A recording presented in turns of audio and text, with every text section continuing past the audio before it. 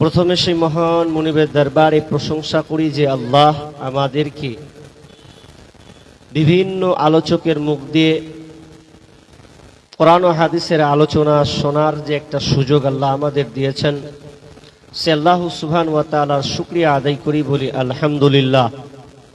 অতঃপর শান্তি বর্ষিত হোক সকল নবীদের উপর, বিশেষ করে আমাদের শেষ নবী জনাবে মুহাম্মদুর রাসূলুল্লাহ, আমরা সকলে বলি সাল্লাল্লাহু আলাইহি ওয়াসাল্লাম। সম্মানিত উপস্থিতি, আমি আপনাদের সম্মুখে মহাগ্রন্থ আল কোরআন থেকে সূরা আযহাবের 63 নম্বর আয়াত, একটি ছোট্ট একটা আয়াত আমি আপনাদের সামনে তেলাওয়াত করেছি এবং হাদিসে নববী থেকে একখানা হাদিস আপনাদের সামনে পরিবেশন করেছি।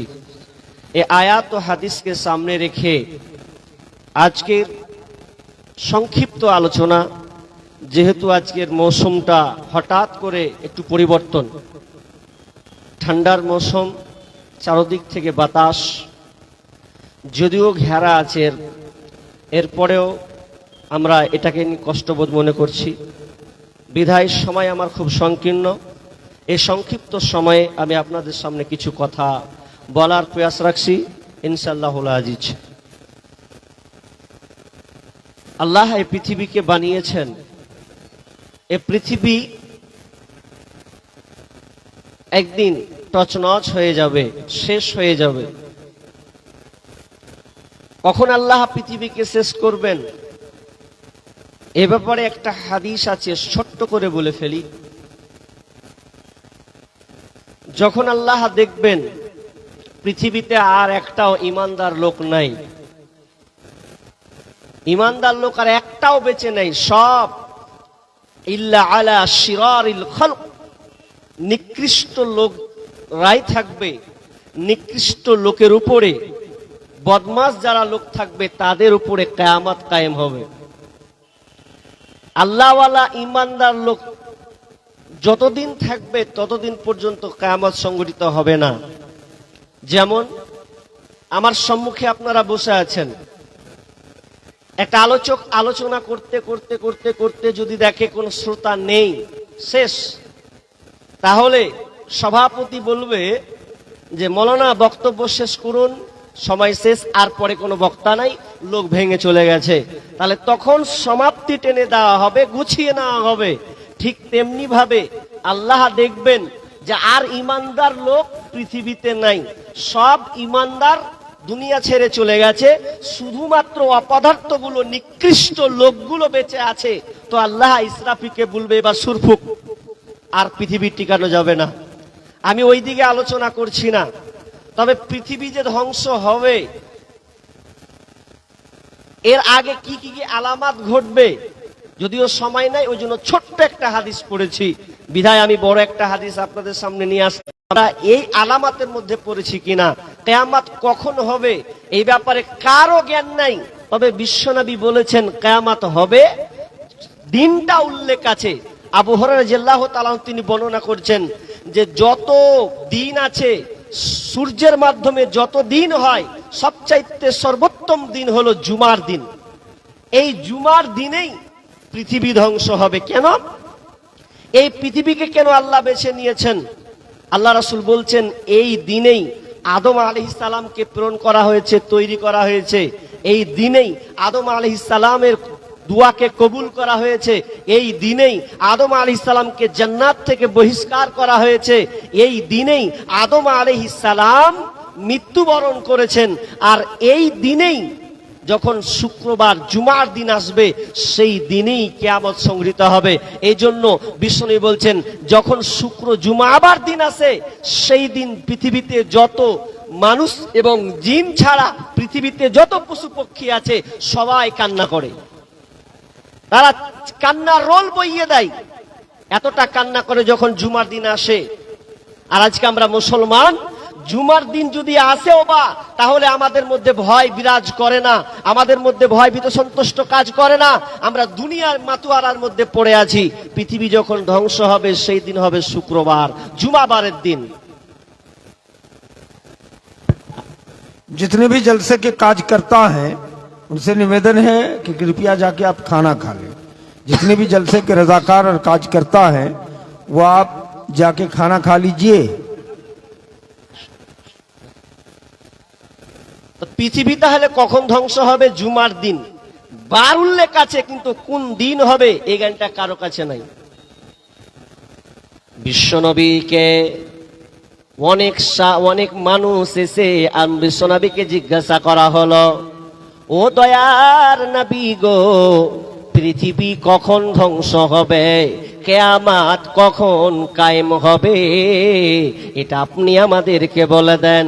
আল্লাহ সুবহানাহু ওয়া তাআলা নবীকে সম্বোধন করে বললেন, হে নবী, যারা আপনাকে কিয়ামত সম্পর্কে জিজ্ঞাসিত করে, বিসমিল্লাহির রহমানির রহিম, ইয়াসআলুকান নাসু আনিস সাআ, হে নবী, আপনাকে কিয়ামত সম্পর্কে প্রশ্ন করে, আপনি তাদেরকে পাল্টা জবাব দিন, উল ইন্নামা ইলমুহা ইনদাল্লাহ, এই জ্ঞান কেবলমাত্র আল্লাহর কাছে আছে।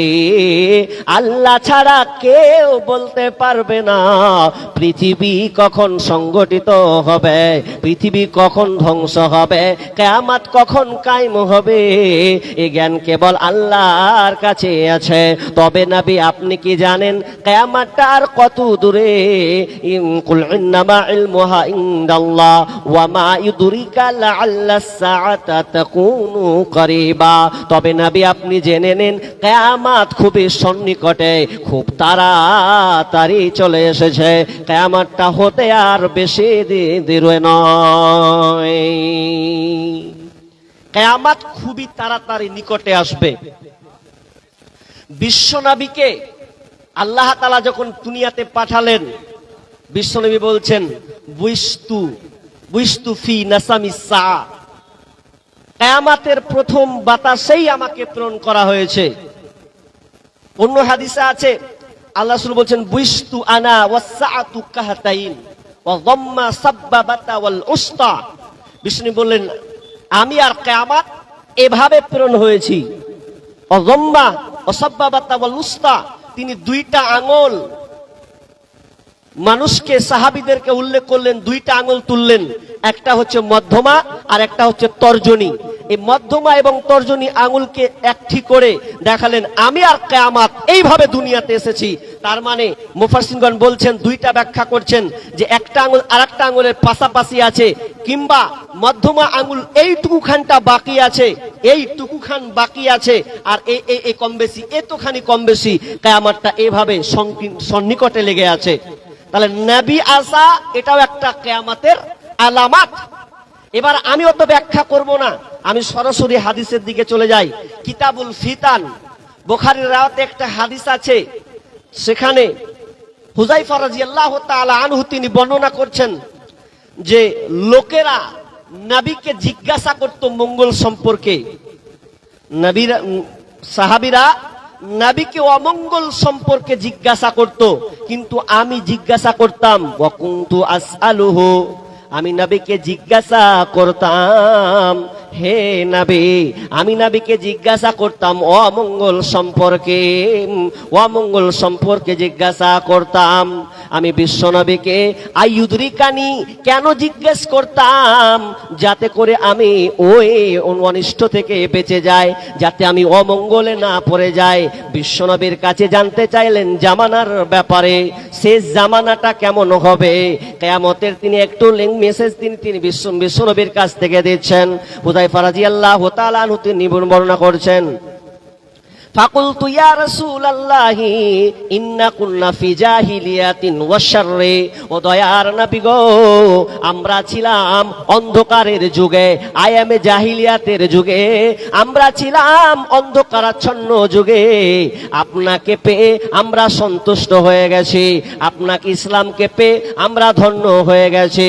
কিন্তু নবী গো, আপনি আমাদেরকে বলে দেন, আপনি আমাদেরকে বলুন, আমরা যে এই আপনাকে পেয়ে সন্তুষ্ট হয়ে গেছি, ভালো একটা জামানা পেয়েছে, আচ্ছা বলেন তো এর পরে কি কোনো খারাপ জামানা আসবে কিনা, এরপরে কি খারাপ জামানা আসবে কিনা। ফাহাল বাদাহাদাল খায়র আনিশ শাররি, ভালো যুগের পরে কি কোনো খারাপ যুগ আসবে, কোনো মন্দ যুগ আসবে? বিষ্ণু বলছেন ক্বালা নাআম, হ্যাঁ খারাপ যুগ একটা আসবে। আবার আমি জিজ্ঞাসা করলাম ইয়া রাসূলুল্লাহ, এই খারাপ যুগের পরে কি আর কোনো ভালো যুগ আসবে, এরপরে কি ভালো যুগ আসবে? বিষ্ণু বললেন হ্যাঁ ভালো যুগ আসবে, তবে শুনে নাও ফিহি দেখানন, যুগটা হবে ধোঁয়াটে যুক্ত ভালো, ঘোলাটে যুক্ত ভালো, অস্পষ্ট যুগ একটা ভালো হবে। ওই যুগটা ধোঁয়াটে যুক্ত ভালো, ধোঁয়াটে হবে, ঘোলাটে হবে। সাহাবী বুঝতে পারলেন না, ইয়া রাসূলুল্লাহ যুগটা ধোঁয়াটে কেমন, ঘোলাটে কেমন, অস্পষ্ট কেমন, এটা কি আপনি আমাদেরকে ক্লিয়ার করবেন? বিশ্বনবী বললেন যে শেষ জামানায় এমন একটা যুগ আসবে, যেই জামানায়, ওই জামানায় মানুষ আমার সুন্নাতকে বাদ দিয়ে লোকের সুন্নাতকে আঁকড়ে ধরবে, আমার আদর্শকে বাদ দিয়ে মানুষেরা অন্যের মতাদর্শকে তারা গ্রহণ করে নিবে, মেনে নেবে। এটা একটা এমন একটা যুগ আসবে। হাদিসটা লম্বা আছে, আমি সংকীর্ণ করছি, তার মানে বুঝতে পারলাম এমন একটা যুগ আসবে, এমন একটা সময় আসবে, যেই যুগটাতে আল্লাহর রাসূলের আদর্শকে মানবে না, অন্যের আদর্শকে লালন পালন করবে। আজকে বর্তমানে দেখা যায় বিশ্বনবীর সুন্নাহকে আমরা আঁকড়ে মজবুত করে ধরি না। দেখেন তো বর্তমানে যে বিয়ে শাদীগুলো হয়, এই বিয়ে শাদীগুলোতে কোরআন সুন্নাহ মোতাবেক হয় কিনা এটা কিন্তু আমরা দেখতে পাই না। আপনাদের দেশে কেমন আছে জানি না, বিয়ে দিতে গিয়ে একটা ছেলে কিংবা মেয়ের বিয়ে দিতে গেলে এমন নিয়ম কানুন আমরা তৈরি করেছি, যে এই নিয়ম কানুনের মধ্যে না কোরআন বলেছে না রাসূল আমাদেরকে নির্দেশ দিয়েছেন। এই জন্য বিশ্বনবী বলেছেন এমন একটা জামানা আসবে রে, আমার সুন্নাত তারা বাদ দিয়ে বেজাতির অনুসরণ তারা করবে, আর আমার নাম দিয়ে তারা চালিয়ে দেবে। রাসূলের আদর্শ মানবে না, এ শেষ জামানার যুগ। আর পৃথিবী ধ্বংস হওয়ার আগে এই জামানাগুলো আজকে আমরা বর্তমানে পাচ্ছি কি পাচ্ছি না? পাচ্ছি। ছেলের বিয়ে দিচ্ছেন, মেয়ের বিয়ে দিচ্ছেন, এত কঠিন, এত কড়া, আর এত মজা যে কোরআন সুন্নাহ সব কিছু বাদ দিয়ে দিচ্ছি। বলেন আজকে আমরা ছেলে মেয়েদের বিবাহগুলো কেমন দিচ্ছি? কোরআন সুন্নাহ অনুযায়ী দিচ্ছি। একটা পরিবার কোরআন সুন্নাহ মোতাবেক চলে? জি না, চলে না। এবার চলেন মূল হাদিসের দিকে। কিয়ামত অতদিন পর্যন্ত হবে না যতদিন পর্যন্ত এই আলামাতগুলো বহিঃপ্রকাশ না হবে। যখন তোমরা এই আলামাতগুলো দেখবে তখন তোমরা জেনে নাও কিয়ামত খুবই সন্নিকটে।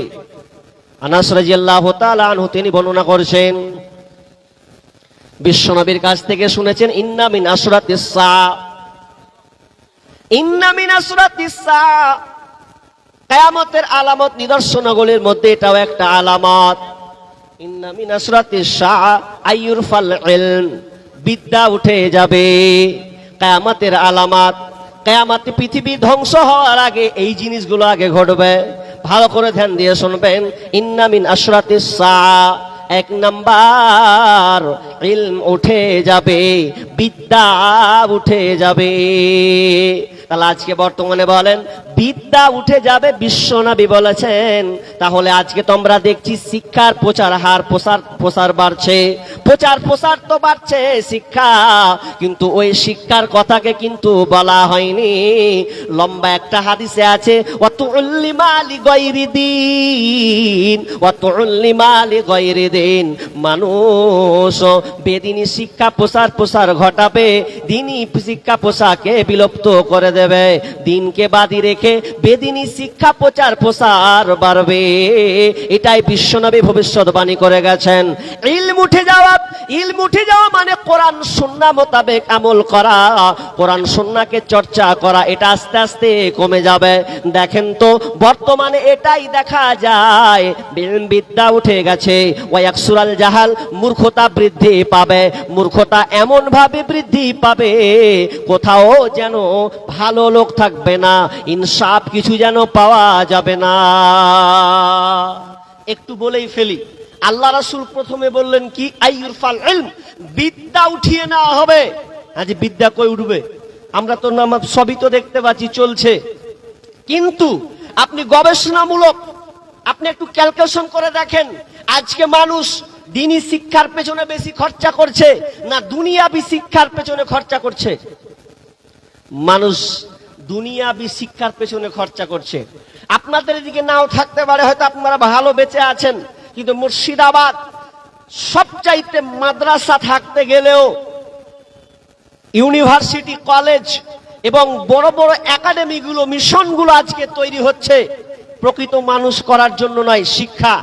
আজকে বর্তমানে শিক্ষা এমন ভাবে কি উঠে মানে প্রচার হচ্ছে, কি বিস্তার লাভ করছে কিভাবে, যে একটা আলেম মৌলবি যে বানাবে একটা মানুষকে, চারটা বেটা আছে, ওই চারটা বেটার মধ্যে খালি শুধু গবেষণা করছে, একটা মাস্টার বানাবো, একটা ডাক্তার বানাবো, একটা ইঞ্জিনিয়ার বানাবো, একটা উকিল বানাবো। মুখ দিয়ে একবারও বের করেন যে একটা আলেম বানাবো। আর যদি আলেম বানায়ও বা ওই ছেলেকে ভালো নজরে দেখে না। একটা ছেলে ভালো লয়ার নিয়ে পড়াশোনা করছে, দুটা ছেলে একটা মাদ্রাসায় একটা স্কুলে, দুইটা তো ছেলে একটা মাদ্রাসা একটা স্কুলে। যে স্কুলওয়ালা ও বাপকে বলছে, আব্বা আমাকে 100 টাকা লাগবে। ও বেটা 100 লাগবে, লাও। 100 দিয়ে দিল। যে ছেলেটা মাদ্রাসায় পড়ে বলছে, আব্বা আমাকে 50 টাকা দাও, আমারও দরকার আছে। তখন ও বলছে, তুই 50 টাকা কি করবি? তুই মাদ্রাসা তো 3 বেলা খেতে পাচ্ছিস, তুই টাকা ফের কি করবি? ফালতু খরচ হবে। দেখেন মানসিকতা কেমন, দেখেন। একটা ছেলেকে 100 টাকা দিল, দ্বিধাবোধ হলো না। আর আরেকটা ছেলে 50 টাকা চাইলে বলছে, তুই কি করবি, থাক, নিতে হবে না। শুধু তাই নয়, আজকে একটা ছেলেকে যখন মাধ্যমিক পরীক্ষা দেয়, তো মাধ্যমিক পরীক্ষা দিতে গেলে ওকে টিউশনি লাগে, প্রাইভেট লাগে। ওই প্রাইভেট দিতে গিয়ে একটা মাস্টারকে 500 টাকা দিতেছে, কোনো কষ্টবোধ মনে করে না। কিন্তু একটা ছেলেকে যখন মসজিদে যায়, একটা ইমাম, একটা খাদিব যখন একটা সন্তানকে পড়ায়, তখন যদি বলা হয়, মৌলানা আমার ছেলেকে আপনি কোরআন শিক্ষা দিবেন, ক টাকা দিবেন বলেন? যদি ইয়ার কি করে যদি কোনো মৌলানা, কোনো খাতিব বলে 500 টাকা দিন, 500 টাকা, এ তো মেলে হয়ে যে 500 টাকা, 200 টাকা নিবেন। আপনার এদিকে চলে না, কিন্তু আমাদের দিকে ঠাট্টা করে, আপনি 500 টাকা কি করবেন? অথচ ছেলে একটা মাধ্যমিক দিবে, ওকে 500 টাকা দিতে দ্বিধাবোধ মনে করবে না, কিন্তু একটা খাতিবকে 200 টাকা দিতে তার একটা চুলকানি লাগছে। ওই জন্য ওটাই বিশ্বনবী বলেছেন, আইয়ুরফাল ইলম, বিদ্যা উঠে যাবে, ওয়ায়াকসুরাল জাহাল, মূর্খতা বৃদ্ধি পাবে, ওয়ায়াকসুরাজ জিনা, জিনা ব্যভিচার বেড়ে যাবে। বিষ্ণু বলেছেন, কিয়ামতের আলামত, কিয়ামতের আলামত তোমরা এগুলো দেখতে পাবে, জিনা ব্যভিচার বেড়ে যাবে, জিনা এমন করে বাড়বে, সব জায়গায় জিনা, জিনা আর জিনা।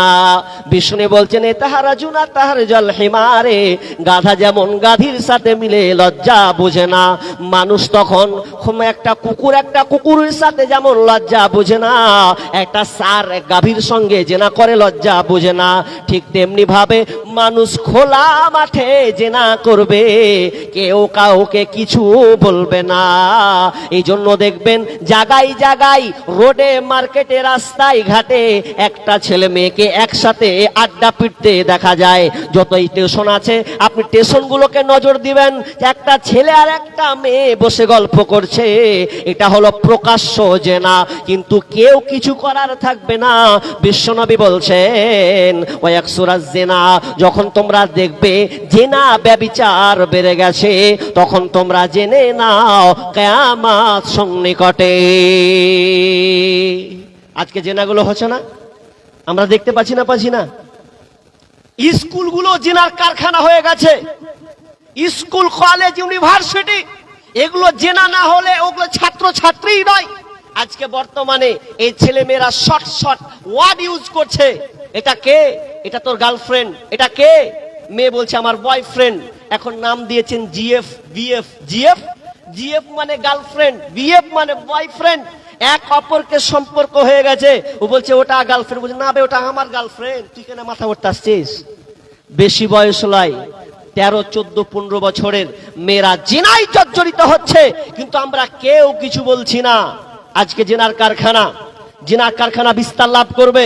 2018 সালে আপনারা নজর দিয়েছেন কিনা জানি না, সুপ্রিম কোর্ট থেকে রায় দেওয়া হয়েছিল ভারতবর্ষে 2018 সালে একটা জিনিস প্রচার হলো কি, যে একটা জেনা, প্রকাশ্যে জেনা করা যাবে, কোনো অসুবিধা নেই। কেমন?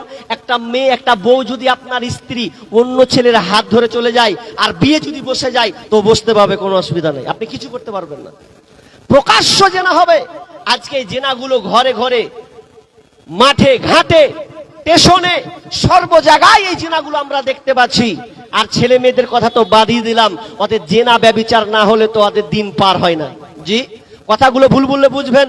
আজকে প্রেম লিলি এমন ভাবে চলছে, কলেজে গিয়ে আমি আর কলেজ যাই না। কলেজ প্রথম লগ্নে যখন ভর্তি হতে যাই, আমি ভর্তি হয়নি, আমি ফিরে চলে এসেছি। কলেজ ঢুকে আপনি যে কোনো কলেজ যাবেন, কলেজ ঢুকে দেখবেন একটা ছেলে আর মেয়ে জোড়া জোড়া বসে আছে। শিক্ষক দেখতে পাচ্ছে, শিক্ষকের বলার কিছু নাই, শিক্ষক কিছুই বলছে না। কলেজেতে যাই গো তারা, লিখা পড়ার নামে, লিখা পড়া ছেড়ে তারা প্রেমের আলাপ করে, ওরা প্রেমের আলাপ করে। কলেজেতে যাই গো তারা, লিখা পড়ার নামে, লিখা পড়া ছেড়ে তারা প্রেমের আলাপ করে। গজব দুনিয়াতে ভাই, আসতে দেরি তো আর নাই, কি বলবো রে ভাইয়া, তাদের দেখায় কি বদকার, মেয়েদের সমান অধিকার। মোবাইলে কথা বলে প্রেমিকেরই সাথে, ঘন্টার পর ঘন্টা চলে যায়, খবর রাখে না যে। মোবাইলে কথা বলে প্রেমিকেরই সাথে, ঘন্টার পর ঘন্টা চলে যায়, খবর রাখে না যে।